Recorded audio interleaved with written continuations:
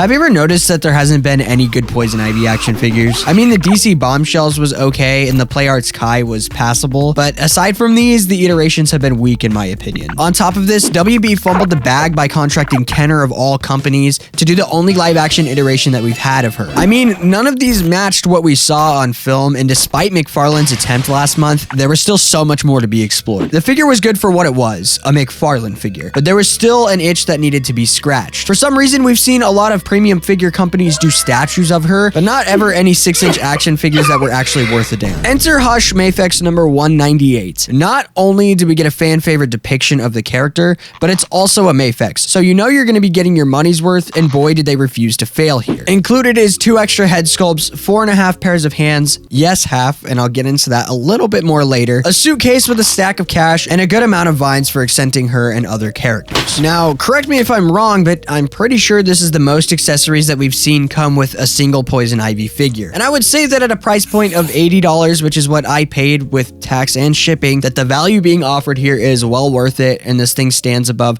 all other iterations of the character. I love Poison Ivy, and I would even feel comfortable putting her in my top 3 favorites of Batman's Rogues Gallery, so it's nice to finally see her get the treatment that she deserves, and I'm definitely thankful that Mafex is exploring more of these uncharted characters. But I guess you're probably wondering what's so good about the figure. Well, for starters, the figure looks really damn good. They kept it by the book and went for an easy and beloved rendition of the character. And I was really surprised to see that the figure actually blends with these other ones very well. I was kind of worried that her bright colors were going to kind of bring like a negative contrast to the rest of them, but she fits in really well and she scales with them just as much so. And on top of this, if you find it to be too shallow, they included these vines that can be placed around her to help spruce up the design a little bit. Mafex included 3 rings to go around her wrists or her ankles and 6 vines that can crawl up and down the arms and legs of any figure that you prefer. So you can use them on her to make her look closer to the source material, or you can use them to create scenes like this one right here. Honestly, this opens the door to endless possibilities and is one of my most appreciative things about the figure. Plus, it's given the upper hand on previous iterations due to the vines not being engraved on her. A good example of that would be the PlayArts Kai, which is one that I'm going to be referencing quite often today since it is the only other one that I would consider to be a worthy contender. The reason why I bring it up now is that I feel like it really suffers from being overly complex. What I mean by that is, in my honest opinion, I think it looks dookie. I feel like she looks more like the Nun than she does Poison Ivy, and you could argue that that's because they chose one of the most intricately designed versions of Ivy to recreate, but let's not forget that Mafex is capable of tackling some intricate designs as well, while staying at a reasonable cost, mind you. Just some food for thought. Mafex's Ivy definitely had a good upper hand here because it's super simplistic, so it makes the detail that's there shine a lot brighter, and it packs a punch right where it needs to. A good example would be the head sculpts. If we take a look at the 2 that came with the set, both bring hard-hitting examples of how head sculpts on a premium figure should look. All of the paint stays in the lines, the smaller details like eyeball and eyelash placements are lined up accordingly. We see lots of detailed sculpting in her hair with leaves trickled throughout. They even got the strands of hair hanging in front of her ears and kept the paint inside the lines even more so.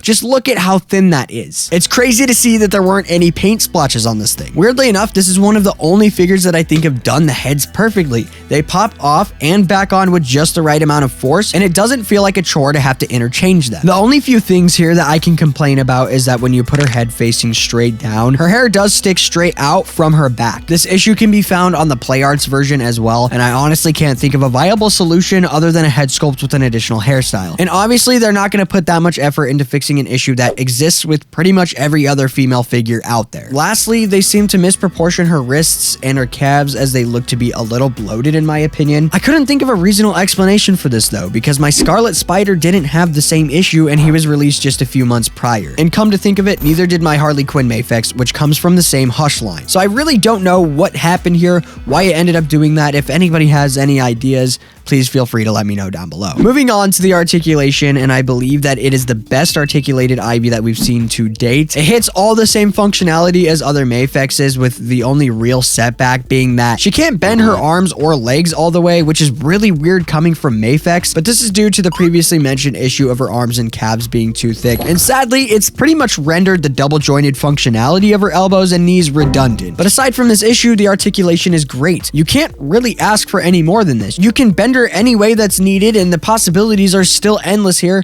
despite the minor issue that I just mentioned. Now, what's crazy is that's all the issues that I have with the figure itself. The rest of my issues go with the accessories. And to be more specific, I'm talking about this money situation that's going on here. Let's start with the suitcase as in multiple. Because yes, instead of including one suitcase that can open and close, they give us two separate suitcases, one being an open orientation and the other one being closed. Is it just me, or could that have been done a lot better? I mean, that's a lot of wasted design, and not to mention plastic as well. That could have gone to another head sculpt that would have helped prevent the issue that I mentioned earlier where her hair sticks straight out. Or even better yet, some more dire places, if you know what I mean.